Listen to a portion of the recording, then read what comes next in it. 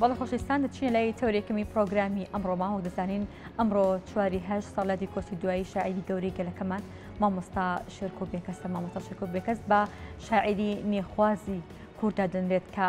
خاوەنی چەندین نامیلکە و دیوانی شعریە. بێکێک لەو شاعیرانە دادەنرێت کە لە هەموو پرسە نیشتیمانیەکاندا لە هەموو پرسە جیاوازەکانی کۆمەڵگادا ئەم دەنگی هەبوو و شعرەکانی کاریگەریان لەسەر کۆمەڵگا بە گشتی جێهێشتووە تاوکو ئێستاش کە چەندین ساڵ بەسەر کۆچی دوای مامۆستای گەورە شێرکۆ بێکەسدا تێدا پەڕێ، بەڵام هێشتا شێعرەکانی لە ناوماندا زیندون هێشتا لە هەموو پرسە گرنگەکاندا لە نوێترینیشیان جاخۆ لە دوای ئەو ڕووداوانی کە شێرکۆ بێکەس شاعری گەورە لەبارەی نووسێتی بۆ جینۆسایدی ئێزیدیەکان و ئەمانە بۆ چەندین ڕووداوی تراژێدی دیکە کە بەسەر کۆمەڵگەی کوردیدا هاتووە. مامۆستا شێرکۆ هەبەتا دەنگ و ڕەنگ و هەروەها پێگەی کاریگەری هەبووە. لە دیارە بەنیازە بەم نزیکانە بەنیازن کە مۆزەخانێکی تایبەت بە ماڵی شێرکۆ بێکەس بکرێتەوە، بەڵام هێشتا مۆزەخانەکە نەکراوەتەوە. ئێمە بۆ گفتوگۆکردنی زیاتر سەبارەت بۆ مۆزەخانەی کە بۆ شێرکۆ بێکەس دەکرێتەوە، هەروەها بۆ گفتوگۆکردن لەسەر بەشێک لە کەسایەتی مامۆستای گەورە شێرکۆ بێکەس ئێمە میوانداری زۆر بەڕێزی واقعدە دەکەین کە بەڕێزان و سەر و ڕاستەخۆ لە ستۆدیۆ لەگەڵ مندا ئامادەن. مامۆستا سڵاو لێ بێباین باش. زۆر بەخێر بێت مامۆستا. هەواڵێکی تازەماندا بەگوێچکەی بینەراندا ئەویشکردنەوەی مۆزەخانەی شێرکۆ بێکەسە کە دیارە ئەمە یەکەمین جارە کە لە میزیەکانەوە ئەمە ئاشکرا دەکرێت کە مۆزەخانێکی تایبەت بە شێرکۆ بێکەس دەکرێت. هەڵبەتە من دڵخۆشی لە بەڕێستانەکەم کە ئەوەی کە ئەو هەلەتان بە بەرنامی بانی کوردستان نووز بەخشی بووی کە بتوانین لێرە ئەو هەواڵە بڵاوکەینەوە کە مۆزەخانێکی تایبەت بە شێرکۆ بێکەس لە ماڵێکی خۆیدا هەڵبەتە دەکرێت. جا من دەمێت بەڕێستان زیاتر باسی ئەومان بۆکەن مۆزەخانەکە کەی دەکرێتەوە، مۆزەخانەکە چی لە خۆ دەگرێت؟ مۆزەخانەکە نزیکەی 15 مانگە بە شێوەیەکی زۆر چڕوپڕی کاری تیاکرێت. ئەوەی کە سەرپەرشتی مۆزەخانەکەکە دکتۆرێکی تایبەتە کە کاریگەری گەورەی هەیە لە گۆڕانکاریەکانی مۆزەخانە لە ئەڵمانیا و لە ئەوروپا، دکتۆر مشایلی ناوە. دواتر کاک شیروانخان و من هەرسێکمان سەرپەرشتی گشتی کردنەوەی مۆزەخانەکەکەین لەگەڵ هەموو گروپانەی کە لەژێر دەستمانان کارەکەن. مۆزەخانەکە بریتە لە کۆی جێڕانەوەی ژیانی شێرکۆ بێکەس و ئەو ماڵی خودی کاک شێرکۆ کە هەبووە هەر ئەوەیە کراوە بە مۆزەخانە. دیارە کاری زۆر چڕوپڕی تیاکراوە کە ئومێ دەکەین و ئەو کارانەی کە تا ئێستا بووی کراوە ببێ بە مۆدرنترین مۆزەخانەی کوردی، نەک هەر لە کوردستان و لە هەرێم و عێراقا، بەڵکە لە ناوچەکەشە ئەبێ بە یەکێ لە مۆزەخانە هەرە جددیە گرنگەکان لە ناوچەکەیە. و خۆشتەزانی کاک شێرکۆ بێکەسێکی کە لە شاعیرە هەرە داهێنەر و دانسکۆ تایبەتەکانی ئێمە کە شایستەی زۆر کاری لەوە باشتر و گرنگتری هەیە. دیارە کۆی هەموو ئەو نووسینانەی کاک شێرکۆ بە دیوانە شعریەکانیەوە و بە وەرجێڕانەکانیەوە و بە کتێبی یادەوەریەکانیەوە هەمووی لەوێ بە چاپێکی نوێ بڵاو بێتەوە. دیارە ئەم مۆزەخانەیە تەنها هەر جێڕانەوەی ژیانی کاک شێرکۆ بێکەس نییە، بەڵکە بەشێک لە جێڕانەوەی ئەدەبی کوردیە و مێژووی ئەدەبی کوردیە و لە ڕێی پیشاندانی بەرهەمەکان و کارەکانی کاک شێرکۆوە ئێمە توانیمانە ڕووناکێک بخینە سەر مێژووی ئەدەبی کوردی بە دیوێکە بە دیوی کەشە بە جۆرێکی بێندازە مۆدێرن مۆزەخانەکەی پێشکەشەکرێ کاکرێ لە ئایندەیەکی نزیکە مۆزەخانە بکرێتەوە. دوایکردنەوەشی لە ڕێوڕسمێکی گەورەی ڕۆشنبیریە کە پێویستە مۆزەخانەکە بکرێتەوە ئەو کاتە لەگەڵکردنەوەیە بۆ هەموو کەس ئەتوانن بێن ناو مۆزەخانەکە. لەناو مۆزەخانەکەدا باس لەوە کرد جیاواز لە کەسایەتی مامۆستا شێرکۆ چەندین بەرهەمی ئەدەبیشان دەمێ بزانام ئەو بەرهەمە ئەدەبیانە بە شێواز لە شێوازەکان گرێدراون بە مامۆستا شێرکۆوە یاخود وەکو بڵێ ئەو کاری تیا کرد بێت یاخ بە شێواز لە شێوازەکان وەرگێڕان کاری بۆ کرد بێت جاتر ئەو بەرهەمانە چین کە لە مۆزەخانەکەدا هیچ بەرهەمێکی تری جگە لە بەرهەمەکانی کاک شێرکۆ لەوێ پیشان نادرێ بێگومان تایبەتە بە شێرکۆ بێکەس مۆزەخانەکە. بەڵام خۆتزانی شێرکۆ بێکەس و کاری شاری شێرکۆ بێکەس لە ناو مێژووی تراژدیەکانی ئێمە و لە ناو مێژووی سەرکەوتنەکانی ئێمەیە بۆیە لە ڕێی شارەکانیەوە ئێمە باس لە بەشێکی زۆر لەو کەساتیان ناکەین کە شێرکۆبێ کەس لە ناو شارەکانیانە لە شارەکانی خۆیان باسی کردووە و لە ناو دنیای کوردیا باسی کردووە و هەموو ڕووداوە سیاسی کۆمەڵایەتیانەی لە ساڵی چلەوە تاکو 2013 کە شێرکۆبێ کەس وەکو ئینسان وەکو شاعیر بە ناو ئەو مێژووە تێپەڕیوە ئێمە هەموو مێژووە بەو شێوەی کە هەبوو ڕوویداوە پیشانەدەین بێگومان کە تۆ ناتوانانی باز لە شاری شێرکۆبێ کەس بکەی بێ باسکردن لە مێژووی دنیای کوردی لەبەرەوە کاتێک کە تۆ باست لە مێژووی دنیای کوردی کرد ئەبێ باس لەو کەسایەتە گرنگانی ناو ئەو مێژوو بکەیت کە 73 ساڵ تەمەنی کاک شێرکۆ لە تەمەنی ژیانی خۆی و تەمەنی ئەزمموی شاری کە پیا تێپەڕیوە هەمووانە پیشانە درێت. بڵێ شێوازی نیشاندانەکان لە ڕێگەی دەستنووسەوەیە یاخود کەسی دیاریکراو هەیە لە ناو مۆزەخانەکەدا کە ئەمانە بەگوێی ئەو کەسانە دابدای خۆ بۆ کەسانی باس بکات کە سەردانی مۆزەخانەکە دەکەن زیاتر شێوازەکان دەستنووسین یاخود گێڕانەوەکان چۆنی لە ناو مۆزەخانەکەدا دەبزانم ستایلی مۆزەخانەکە زیاتر چی لە خۆ دەگرێت. ناتوانم زۆر دیتاڵەکان باس بکەم لەبەرەوەی بۆ ئەو مفاجەیە بۆ بینەران جێبی هەڵم بۆەوە بەڵام هەموو ژوورانەی کە پێک هاتووە لە خانووەکەی کاک شێرکۆبێ کەس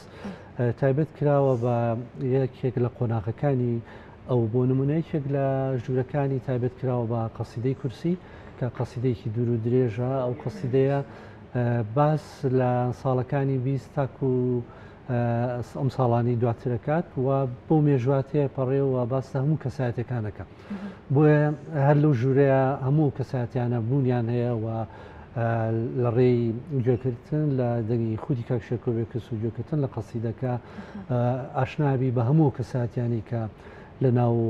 قەسیدەکایە جیا لەوەش جێگێکی فرۆشتنی هەیە ئەوە دانرێ بۆ کۆی بەرهەمەکانی شێرکۆبێ کەس کە لەوێ ئەفرۆشێ بێگومان جا لە هەموو ئەو کارە هوەریانی تر کە کراوە بۆ مەبەستە و تایبەتە بە شاعر و بە موتیڤ و بە خەیاڵی شێرکۆبێ کەس بێگومان هەمووانە لەوێ هەیە دواتریش ژوورێکێ تایبەتە بە کۆی گێڕانەوەی 73 ساڵ ژیانی شێرکۆبێ کەس بە هەموو ڕووداوە سیاسی و کۆمەڵایەتی و کولتوریەکان بەڵێ واتە ئەتوانین ئەو بزانین کە بەمە بگەین کە لە مۆزەخانەکەدا پشتان بە زیرەکی دەستکردیش بەستووە بۆ گەڕانەوەی بەشێک لە ژیانی شاعیری گەورە و هەروەها ئەو حوێڕانی کە خۆی بەگوێ بینەراندا خۆ بە گەشتی بیسەراندا دیدا بیرمالەوە نەکردوێتەوە بەڵکە بە کۆمەڵەیە شێوازی تری زۆر مۆدێرن زۆر مۆدێرن کارەکان پیشان نەدرێ لەگەڵکردنەوە بێگومان ئەوانەی کە دێن ئاشنا بن بەو من ئەمەیە زۆر باسیەوە بکەم کە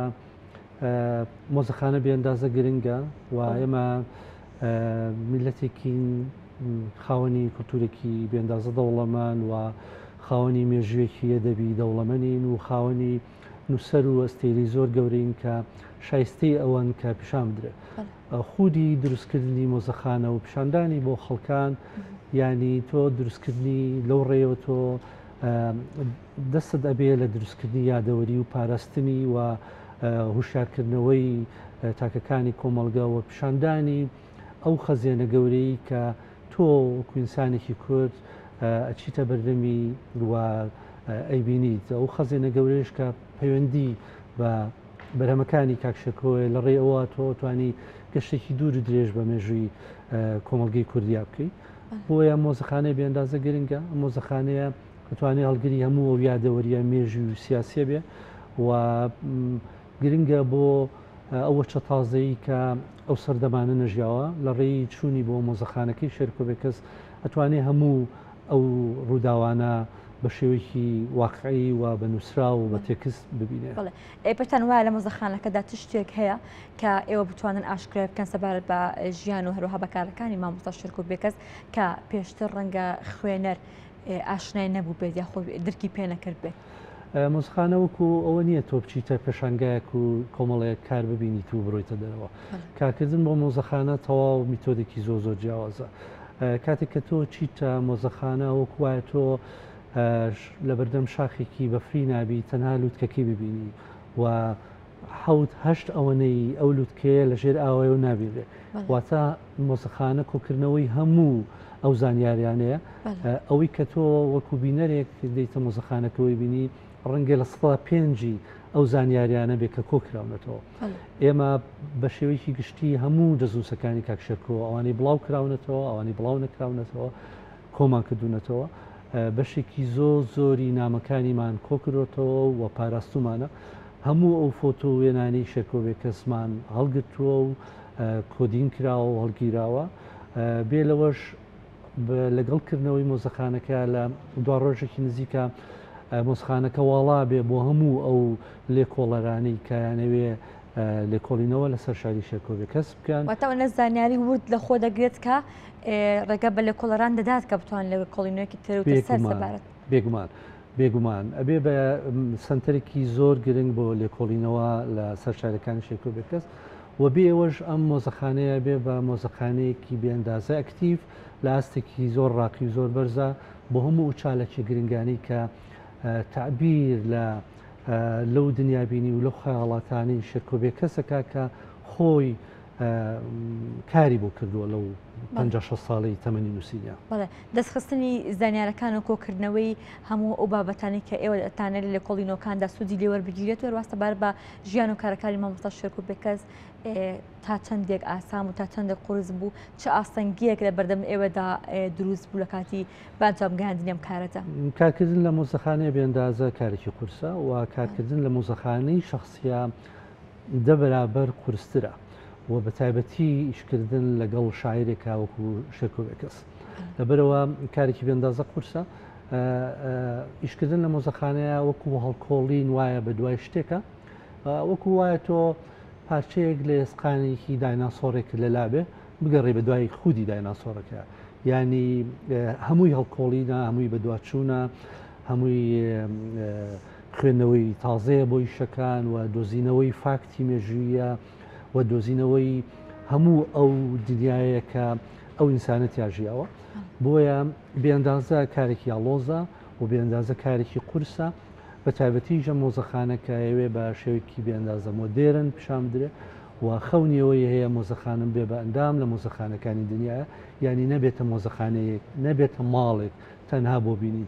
خۆزانی لە کوردستان لە هەرێم و لە کوردستان و لە عێراقا 6 تا 7 مۆزەخانە هەیە یعنی ئێمە لە مێژووی مۆزەخانەیە بێندازە هەژاری وڵاتێکی وەکو ئەڵمانیا خاوەنی 4000 مۆزەخانەیە بۆیە بەم پاشخانەکەمەوە ئێمە کەوتوینتە بەردەم پرۆسێکی زۆر قورس و یەکێک لە قورسترین ئیشەکان پەیداکردنی تەنانەت مێژوویەکی زۆر تازەشە ینی ئێمە خاوەنی ئەرشیفێکی نەتەوەیی نین تاکو دەستی بدەینێ و هەرچیمان پەیدای بکرێت بۆیە کارەکان زیاتر بە جەهدی شخصی کەسەکان و باوڵدان و بە شارەزایی ئەوەیە ئەم 5 مانگە چەندان گروپ لە نێوان 8 ساعت تا 12 ساعت ئیشی کردووە بەس بۆی بتوانرێ ئەم مۆزەخانەیە بە شێوەیەکی کامل پیشان بدرێت مۆزەخانەش وەکو پرۆسی دیموکراسی وایە ناتوانێت کامڵ بێ ینی مۆزەخانە هەمیشە بە دووداچوون و هەمیشە هەوڵدان بۆ دۆزینەوەی کاری تازە لە خۆگرێ بۆیە ناتوانانی بڵێم ئەم مۆزەخانەیە تەواو لێرا کۆتایی پێدێ بەڵکە کارێکە پرۆسەیەکە بەردەوام ئەبێ هەڵکۆڵین و ئیشی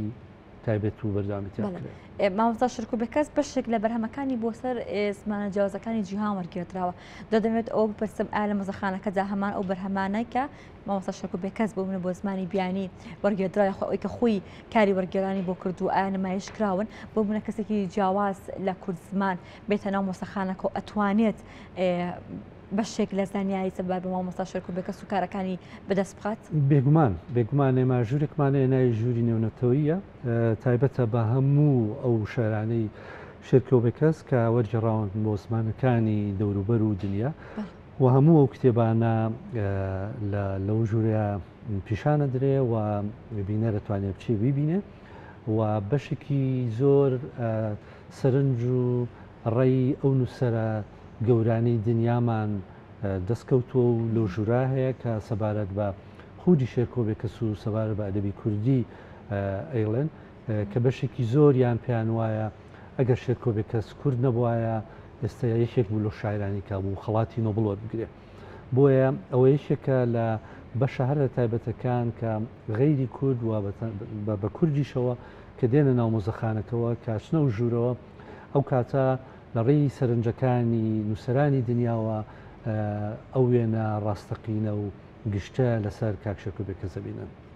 کاکیوە سپاس بە تۆ سپاس بە ئەمەدەبوون لە بەرنامەی بانی ئەمڕۆی کوردستان نووس بە هیوای ئەوەی کە بتوانن بە کارەکانتان بگەن بە هیوای ئەوەی کە زۆر بەخێر بیت دووبارە ماندوو نەبیت.